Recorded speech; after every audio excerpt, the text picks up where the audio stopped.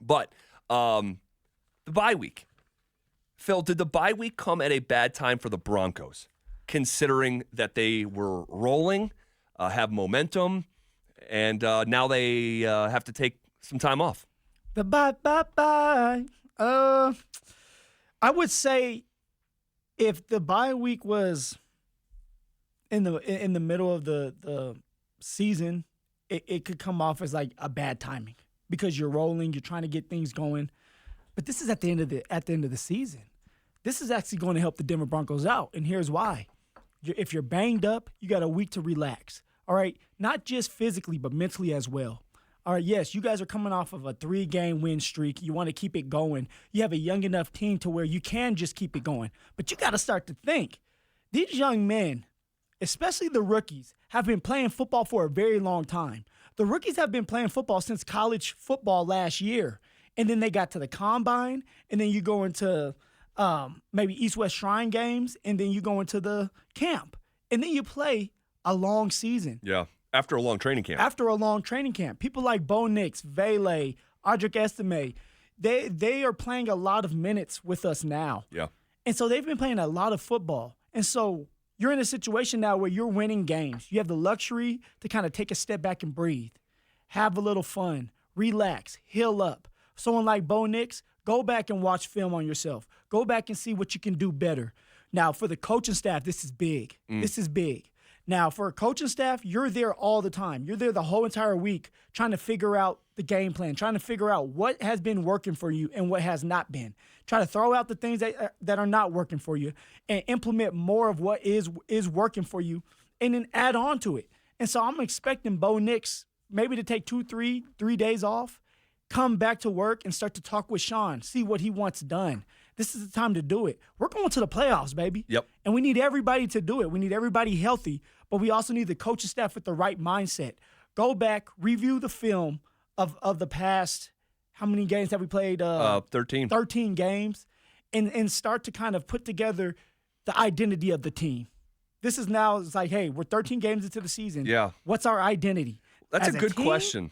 And then individually as the units, who are we? Yeah. Because that's what's going to help us win games in the playoffs. In terms of, well, you said a lot there. So, in terms of doing like a self-scout and making some changes, it probably does come at a perfect time for the running back conversation that we were having yesterday. Yeah. And I don't think that Sean Payton will come out and like announce that Jaleel is going to be the starter. But if you're going to make a wholesale change there, now is the time. It's intersecting with like you have to change something here. And you have time to think about it. You have time to come together and explain why you feel so strongly about a player. This is the time to do it. You're right, Zach. I'm expecting Jaleel to be our starting running back after the bye. It just makes sense. You want to win games. He's bringing the juice. He's giving you that opportunity to break for a 50, 60-yard run. Has it happened yet? No, but it can if you give it enough time, if you give him enough carries, and you still need to win games to get into the playoffs. Is there fear that Jaleel could get a little bit overexposed here? And I mean by that, like, okay, I'll circle back to the Avalanche here. All right. Real quick and try to make an imperfect cross-sport analogy, okay? Alexander Georgiev is with the New York Rangers before he was here. Yeah. He was in a backup role behind Igor Shesterkin, who is, considered one of the best, if not the best, in the sport between the pipes. And Georgiev wants to be the starter, but he was thriving in a backup role, and he wants to be the everyday guy. He comes here, and he's the everyday guy, and he just gets overexposed. That you were in a good role, but because you're out there every single night and all your tendencies are exposed and you're now at the top of the scouting report, you're now taking the physical taxing of being an everyday player, is there an element of concern with Jaleel that, man, you are like the perfect number 2, change of pace, explosive back, and some of that juice and who he's been could deteriorate with a larger role. Yeah, I would say that would make sense, Zach, if we're only 5 games into the season. But this is you're 13 games into the season. Like, you need to empty out the tank. We are still not guaranteed to get into the playoffs, y'all. Not guaranteed. And so if you have players that can help you right now and deserve the right to have that opportunity, right? Like, we're asking the question, well, we have the opportunity to see it. Let Jalil go out there and show us that he can handle it, or show us that he can't handle it. Let Jalil go out there and prove that he can be a starting running back in this league, because he does deserve to have that opportunity at least. He has all the explosiveness in those legs to do it. He has the team to do it. He has the offensive line to do it. And so for me, it's like, why are we holding back? We know what we have in Javonte. Javonte is not it. He can still be a part of this team and help out, but he is not the starting running back. Obviously, Sean doesn't trust Estime enough, or he would throw him out there more. Jalil is your best running back right now, hands down. He can catch, he can run, and if you let the young man block, he's not gonna be the greatest world blocker, but he's gonna put his body in the way, and that's all you can ask for. Yeah. Bo Nix gets the ball out of his hands fast enough for that. And so, all right, you have to understand, Alvin Kamara and Reggie Bush, you didn't have them out there blocking. They were out there running routes. Do the exact same thing with Jalil. Give Jalil that opportunity. Give us, the fans, an opportunity to really evaluate someone like Jalil, so that they can be like, hey, he's just like Phil, or hey, he is better than Phil, because that's what people want to say. Well, then let Jalil go out there and show it. Well, I think you make a great point with in terms of the question that I was asking. Like, could he get a little bit overexposed? The physical taxing, all this stuff. It is the home stretch. This is it. And I remember you talking about you sort of hitting your rookie wall. I did. And it, like, Jalil has been held back, and I don't mean that in like a rude way to the coaching staff or something like that, but to a certain degree, that's true. And I wonder if and you just had a great season, 1,000 yards and all that, but like, what would the last, 5 games look like if you were on the Jalil plan? Well, see, I don't see. It's hard to think that, because for me, it's not what would it look like if I wasn't the man, right? The starting running back. It's what does it look like if all my teammates are healthy, if Emmanuel's healthy, if Chris Harris is healthy, if we have our offensive line. You have to remember, back in 2018, we lost 3 or 4 starting offensive linemen. Billy Turner wasn't a starter. Now, he played well enough to get paid and go to Green Bay. Valdir got hurt. Paradis got hurt. Jared Valdir, yes, Matt Paradis, yes. Paradis got hurt. Yeah. Big man Ron Leary got hurt. Ron Leary, from Connor McGovern had to switch from guard to center. Gosh, Phil, you're jogging my memory. The only one that was healthy was Garrett Bowles. Yeah. And then you had Elijah Wilkinson was the other one that had to be placed in there. Oh my gosh, these names. We had a top 5 rushing attack, top 7 or 8, I think, at the end of the year, with the linemen that people would throw away. For sure. That was not a good offensive line. No, it wasn't. And I don't want to knock them, because they did a great job for me. No disrespect. That's not an opinion. It's a fact. It was not a good offensive line. We got rid of Demaryius Thomas. So my whole thing was, what would I have looked like if we would have been healthy and we would have not got rid of Demaryius, and Emmanuel was still out there and Cortland was still doing his thing, because he could be that number 3 as a rookie and kind of like do his part, which he was doing a great job of. We were starting to roll a little bit. We're not looking like the team now, but we were 6-6, right? All right, and everything was right in front of us. We were beating big time opponents, like Pittsburgh, I think. the Bengals. Yeah. There's a couple other ones, and so for me, I hit that quote unquote rookie wall, and I was banged up at the end of the year. But at the end of the day, they were just handing me the ball. Like, here you go. We don't have the receivers. Just here you go. Run up there, 185 pounds. Go break through a wall. Like, it's not going to work. After some point, they're going to get your little butt. Right. No, that's great context, too, because I forget. A good offensive line, it's like it can be like great weather. You don't really notice it when it's just when it's great, right? It's like you're not talking too much about it.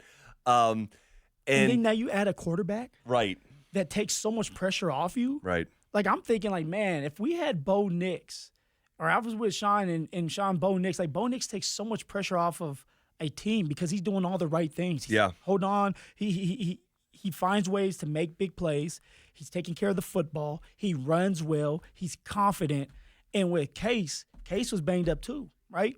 Case was dealing with, I think, a little partially torn meniscus that he didn't tell nobody, but he was wearing that knee brace, if people remember. I do remember that. You are jogging my memory crazy here. They were so banged up, and this was the first year for me, Zach. I mean, I'm a rookie, and I was like, man, this is the NFL. You know, you're playing 16 games, and I'll never forget when Emmanuel Sanders said, hey, guys, this is a marathon, not a sprint. And literally, it really is. And what's so amazing about this year, the 2025 team, 24-25 team. Yeah, 24. They're healthy right now. I know. That's scary. You have a quarterback. You don't know about your run game just yet, but Jalil is fresh. Okay, Estime, he's still fresh. All right, Cortland is playing out of his mind. Vele is doing well. Troy Franklin is looking a little bit better. You know, he broke in one. He broke a tackle. Yeah.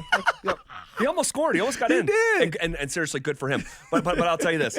That you ever seen Clueless? Yeah. When they're like, stop trying to make fetch a thing. That downfield pass to Troy. Oh, my gosh. But at some point, it's going to hit. Yeah, but that's in the playoffs. And that's what you tell yourself when you buy the lottery ticket. It's like, well, at some point, if I keep buying this thing, eventually something good is going to happen. And I'm sure that it will, but it just feels like they are trying this thing every week. Yeah. And there is such a disconnect between Troy Franklin and Bo Nix and whatever they're trying to do. And it's like, chicks dig the long ball. I got it. But it's like, it's just not working. It's not. It's not. But guess what? Josh Reynolds is out of here. Yeah. There's a reason for it. Now I don't think it has to do with his play. I think there's more to it. You don't just give up $4 million, 4.3. Yeah. With a veteran when you're low on depth at the receiver position. Yeah. But Troy Franklin, they're going to roll with him. And Josh Reynolds picked up by Jacksonville. Yeah. The Jaguars. Josh is picked up, and I think that they're paying him $600,000 to play over there. So my man takes $4 million and then gets another $600,000. Yeah, and he probably just wants an opportunity to play. That's it. Right?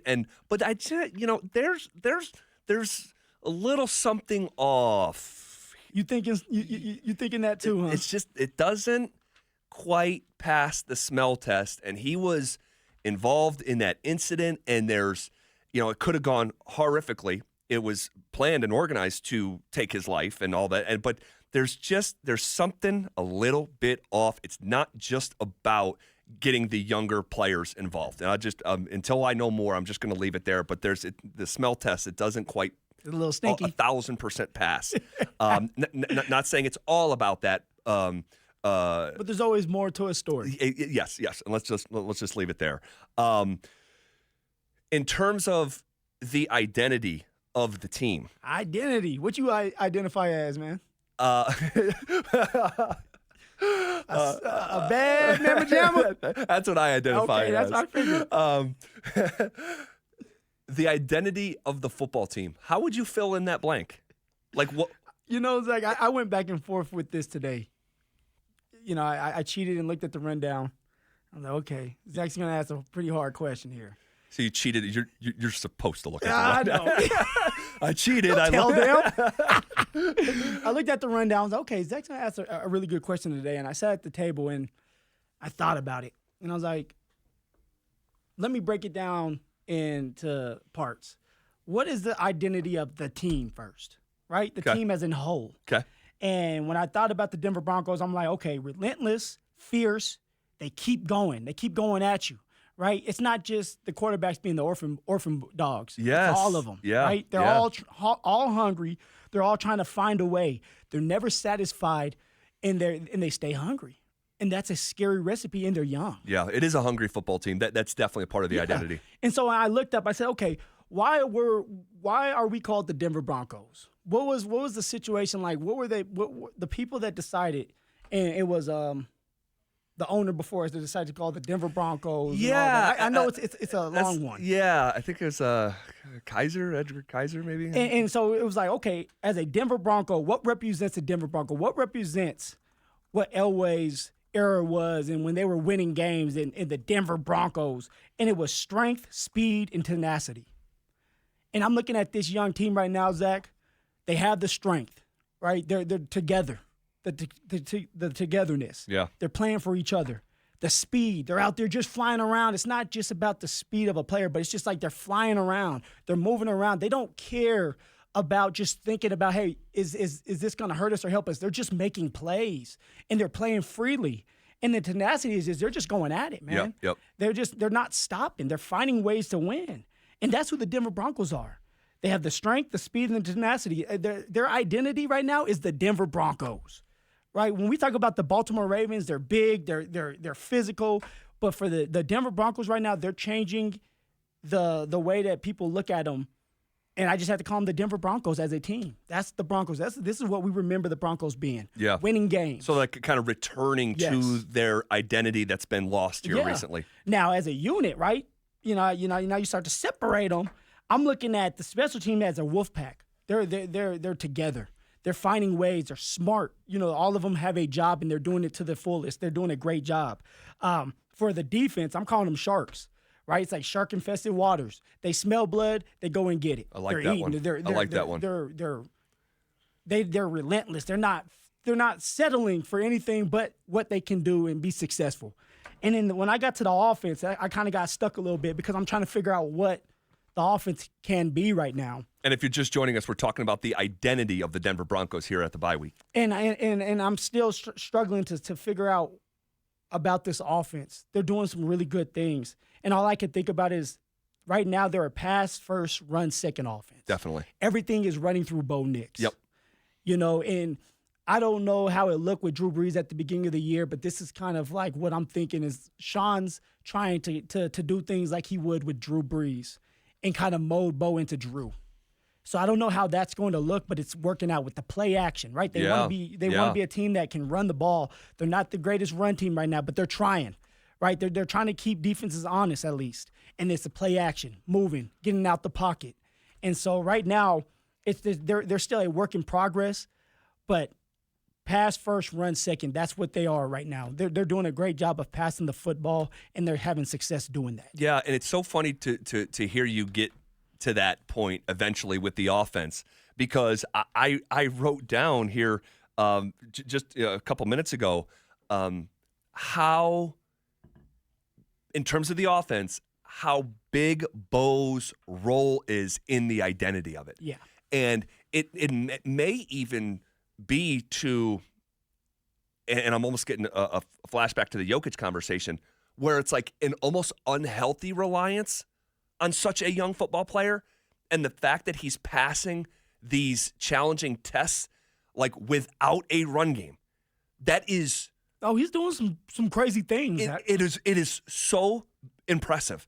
The fact that this kid has been nominated for Rookie of the Week 7 different times, franchise record, 3 wins, franchise record, player of the week, whole league wide, without a run game. I just... It's a lot on a young player's It is. plate. It is. This is where I hope, right? This is where Vance was really good with us. He sat all the rookies down. Vance Joseph, defensive coordinator. Had all the veterans leave, all the rookies sat down, and he had a conversation with all of us. And he said, are you guys okay? Mentally, are you guys okay? If you guys are not, it's okay. We're here to talk.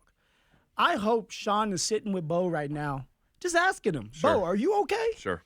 Like, this is a lot for you, all right? And at some point, it's okay not to be okay. You're doing some great things, but remember, you're not in this alone. You don't have to be Superman all the time. Yeah. And I think at Monday's night game kind of showed like, hey, Bo trying to do a little too much, right? He kind of got a little loosey-goosey with it, which is fine. But it's being able to sit down and talk to Bo and be like, hey, we're going to need you. But we're going to need you to be sharp. We're going to need you to be the Bo Nix I know you can be, holding on to the football, making sure there's no turnovers. All right? And, yes, you do take those risks. All right, have that confidence. But I got to make sure you're okay because – it's getting ready to be another long season once we get into the playoffs, baby. Yeah. Well, that's the hope. That's the hope. That's the hope.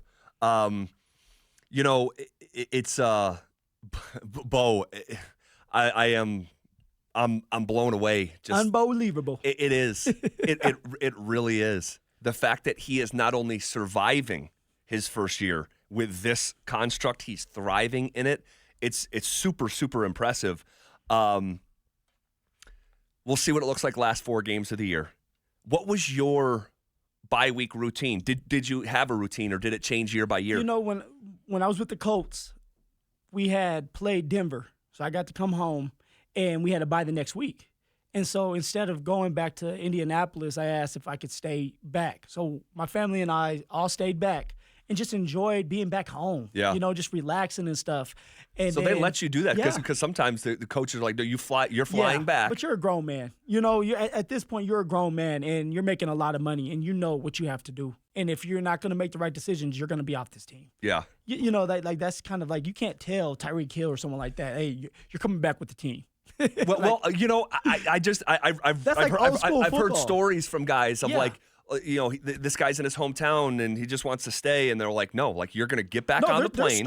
There's stories, and I guess like the coach has to respect you enough, right? You have to have that conversation. You can't just expect to stay. Like, you have to have that conversation probably before the week starts. Saying, hey, coach, are you okay with me staying back? Yeah. After. And sure. Usually they're okay with it, because usually those coaches are leaving for a little while too. You know how Prime is. Prime's back at home in Texas chilling. When you were with Denver, would you just kind of lay low? Did you I was stay just here, man. Yeah, I literally I didn't do a lot of traveling. Now some players like to travel. Some players want to go out of the country. There's a couple players I know went out of the country for bye weeks. But it's just like getting away from the football. And when you're winning games, it's easier to do that and come back and be ready to play. When you're losing, it's like, I don't even want to buy. I just want to get this year over with. Sure. You know, but for the Denver Broncos, it's fun. You're in the mix. You have a chance. So you're probably biting at the bits to get back to work. But it's like, relax, enjoy it, take some time out away from football, take some time away from Twitter, and then come back ready to play. Yeah. Did you ever see guys mishandle the bye week? Yeah, there was a couple. You don't have to say their name, but there was a couple guys. What kind of trouble did they get into? One guy, all right, was supposed to be back, because you have to be back at a certain day, and a lot of teams like to take your weight after a long break to make sure that you've been working out. And if you don't make the weight, you're going to get fined a lot of money. Well, we had a couple players that decided to go out of the country, and you had like 4 days off, and they almost didn't make it back. They had to actually call the coach and be like, hey. They stuck over there? Yeah, they got stuck. And they were like, hey, we might not make it back in time to start practice. And it's like, you had 4 or 5 days off, and you're not going to make it back. And we weren't winning. The team I was on, we weren't winning. So it made things even worse. Yeah. But a lot of times, players just kind of like go out, you know, do their own thing, get away from each other. You know, you get tired of seeing each other. You got to get away from each other. Right. Then you start to miss each other and miss kind of like being around each other. And if you're winning games, you're ready to get back to work. Kind of like us. We had a mini bye, Zach. Yep. You know, where we had some time off. And then when it was time that last day, it's like, okay, you know, we have some great momentum. We got to get back to work.